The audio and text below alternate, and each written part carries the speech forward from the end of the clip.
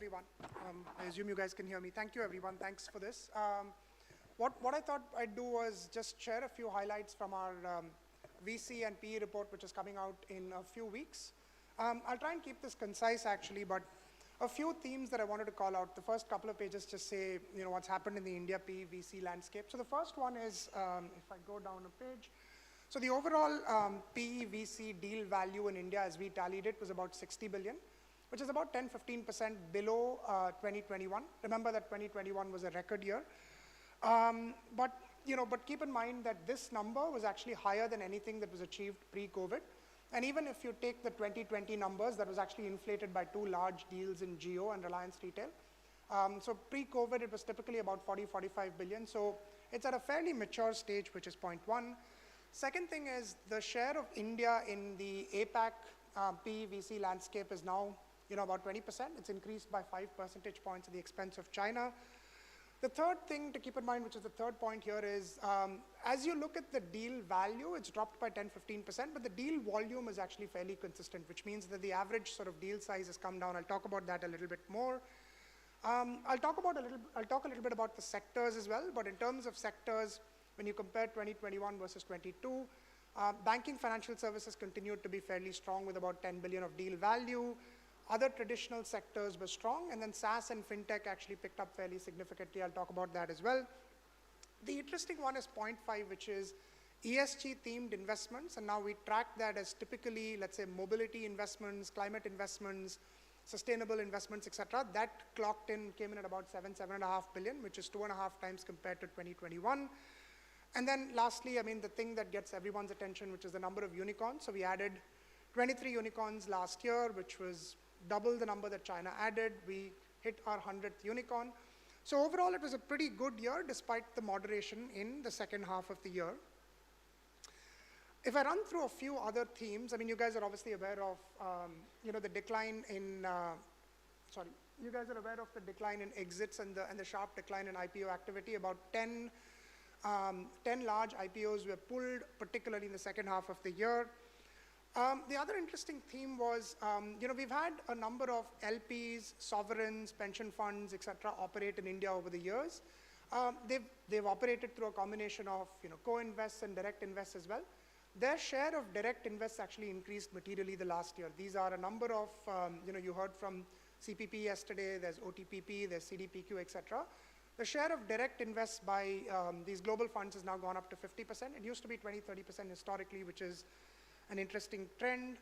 The next one is the investor landscape has historically been about 700 funds. It actually went up considerably the last year, primarily micro VCs and a number of smaller VCs as well, which we'll talk about. And then, I guess the next one is sort of familiar to you, which is the investor priority has shifted more to profitability, and there's a rising venture debt ecosystem, which I know you guys are speaking about a little bit later. And then the regulatory landscape was a bit of a mixed bag. There are a number of things that enable the digital ecosystem, whether it's the payment rails, whether it's simplification of tax rules, etc. But the PPI ruling was interesting for the fintech landscape, and so it's a bit of a mixed bag in that sense. And then lastly, I'll talk about the outlook for the next year as well. We expect it to be, or this year rather, we expect it to be reasonably cautious. So it's a fairly interesting year, a year of two halves, and some key themes which I thought I'd talk about. If I go down a page, this is effectively the total investment value year over year, and you'll see this in 2022. This came in at about 61 billion. Of this 61 billion, about half the value was VC. VC categorized as Series A, B, C, D, or investments in companies that we would consider consumer tech, whether it's e-commerce, fintech, health tech, etc. So about half of it was what we'd consider VC. And the point I made on the previous page was actually relevant. You'll see that despite the slowdown, the deal value was close to 60 billion, which is much higher than what it was pre-COVID. And the point I made on 2020 was when you exclude the two Reliance deals, the Jio and the Reliance Retail deals, even that was considerably lower than the 60 billion. So it feels like the sector, or it feels like the investment landscape has hit a certain level of maturity where you have a threshold of about 50 to 60 billion of investments, which is actually fairly sizable when you think about where it was 10 years ago, numbers of close to 10 to 12 billion. The second point to note, which I spoke about, was that this actually is in line. I mean, the slowdown that I spoke about of a 10 to 15% decline in India investments is broadly in line with what has happened in other markets as well. So if you take the overall PE VC investment globally, it was down 20%. APAC was down 40%. China was down 50%. A big part of APAC is obviously China. So India has obviously done much better than global markets and a bunch of other APAC markets in terms of just a 10% decline. So that's sort of something to keep in mind. Big driver of that is the fact that our macro fundamentals have largely remained strong. Inflation has remained in control, and there was a huge sort of buoyancy in the first half of the year. The first half of 22 versus the first half of 21 was actually a 40% increase in investment. So that's sort of something to keep in mind. I spoke about this as well. A big part of the decline from the 70 billion to 60 billion was actually driven by average deal value. You'll see that the number of deals came in at roughly 2,000 deals. There were 2,000 deals in 21. There were 2,000 deals in 22. It didn't come down very much. But the average deal size actually declined by 25%. I'll sort of explain why that is. But a big part of it was, a number of, 1 billion plus buyouts that were prevalent in 21 came off in 22, which I'll talk about in a second. And this talks to that as well. I mean, if you see the difference in 22 versus 21, what you'll see is that the share of 100 million plus deals actually increased. And the number of deals also grew by about 5-7%. I mean, it went from about 1,550 to about 1,650 effectively. But the big drop-off was the bar in red effectively, where we had in 2021, we had 8 buyouts greater than $1 billion. In 2022, that was just 3. The 3, if I remember right, one was Viacom, one was Securonics by Vista, I forget which the third one was. The big difference was in 2021, you had about $10 billion of IT services buyouts. So the Emphasis deal by Blackstone, you had Hexaware, you had Edcora by Advent, etc. And the $1 billion plus buyouts on IT services have pretty much gone down to 0 in this year. And so that pretty much explains the delta between the 70 billion and the 60 billion, which is the huge buyouts have actually gone down. We actually feel fairly optimistic about, export sectors, whether it's IT services and, API, CDMO, pharmaceuticals, which I'll talk about in a bit. This is a busy page, but, what this conveys effectively is if you look at the sectors in 21 versus the sectors in 22, a few things stand out actually. The combination of banking, financial services, and fintech has actually been fairly stable. Effectively, if you look at the mix, the share of NBFC investments have gone up a little bit, and the share of fintech investments have gone down. And then among other sectors, there have been a number of energy investments as well. I spoke about sort of ESG investments as well. The two big sort of themes you'll see on this page is the IT investments have gone down in 22. I spoke about the large buyouts. And no surprise to you guys, consumer tech investments, which like I said is a combination of e-commerce, health tech, food tech, etc. Those investments have come down because of, focus on profitability. There are still a lot of small deals, small series A, B, C deals that are getting done. As I said, they're really consistent, but the mega deals, right? The kind of Flipkart deals, for example, that you saw in 2021 across a number of sovereigns has actually come down. This is on the VC investment side. Now, I spoke about consumer tech, which you'll see at the bottom in red. The interesting theme is that SaaS and fintech have continued to be resilient. SaaS investments actually grew by 50%, and as you guys are aware, that's driven by a number of factors. It's driven by high quality tech, good quality products sold to the US and European markets, primarily mid markets, very decent product market fit, maturing go to market effectively. And we do believe that the SaaS ecosystem, and we publish a SaaS report every year, will effectively be as large, maybe not as large as the IT ecosystem, but turn out to be a $25-50 billion ecosystem fairly rapidly. And so we feel fairly bullish about that.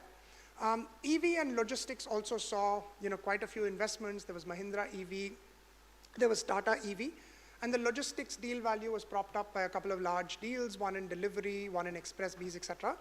So even within the VC ecosystem, while there was a 30% decline, it was a bit of a mix. There was a huge decline in what you would call traditional consumer tech, but fintech and SaaS, as well as logistics tech, as well as EV did pretty well. I spoke about ESG deals on the summary. We classify ESG deals as a combination of 3 or 4 things. One is mobility, electric mobility. or EV. Clean energy is a number of different investments, and then there is, sustainable food, etc. The chart actually shows that the number of deals went up by about 1.8x, but the actual deal value you'll see in the first row at the bottom went up to 7.2 billion, which is actually fairly sizable. And if you continue this trajectory, and if you think about, ESG deals as a proportion of the 60 billion, it's inching up to 15%. We expect that this will be a big driver, and the kind of investors in ESG are, a combination of funds with, dedicated ESG teams, ESG themes, or even funds with a dedicated ESG mandate as well, the likes of Actis and so on. So this is a fairly interesting theme. This is always an interesting page because as you can see, the number of unicorns in 22 came in at, in 2022 came in at 23 compared to 11 for China.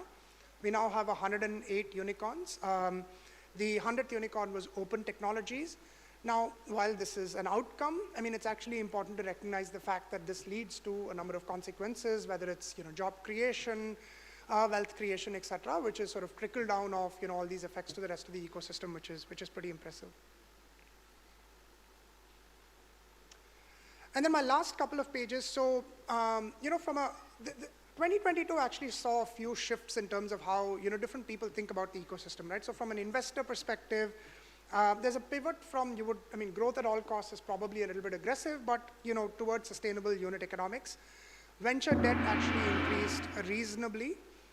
We saw dry powder actually increase reasonably as well, because a number of, large investors, KKR closed their 15 billion Asia fund, Carlyle closed their 8.5 billion Asia fund, but also a bunch of, domestic investors closed $1 billion plus funds. This is, Kedara, this is CrisCap, etc.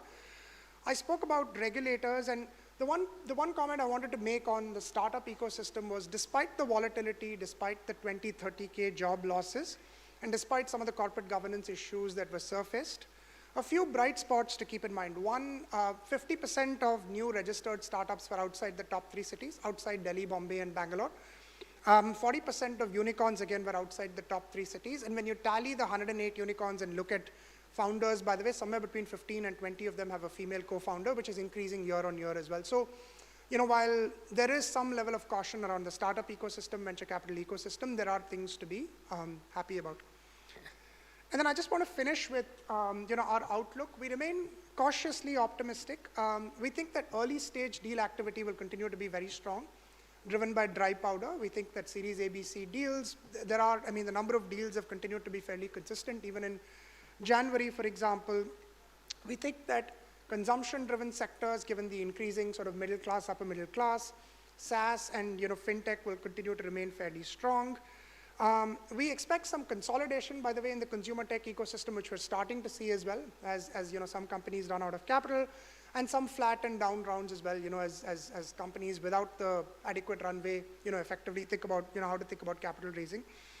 And so, overall, and the other thing to point out is the last point, which is there are some sort of upsides from the fact that, the India stack or the India tech stack is going global when you think of UPI and when you think of some of the innovations in India.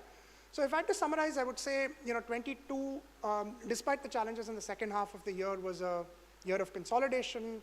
We remain fairly optimistic, even if there is some level of headwinds in 23. A number of these sectors are structurally attractive, and we think it'll be a sort of, with a bit of a blip in 23, we think it'll be a 60 billion plus market going forward. Thank you.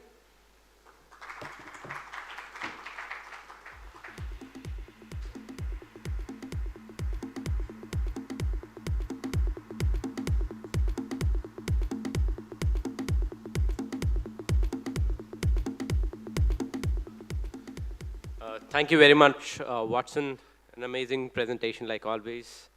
For the next panel, which is an investor's perspective on creating a robust healthcare system and opportunities, I'd like to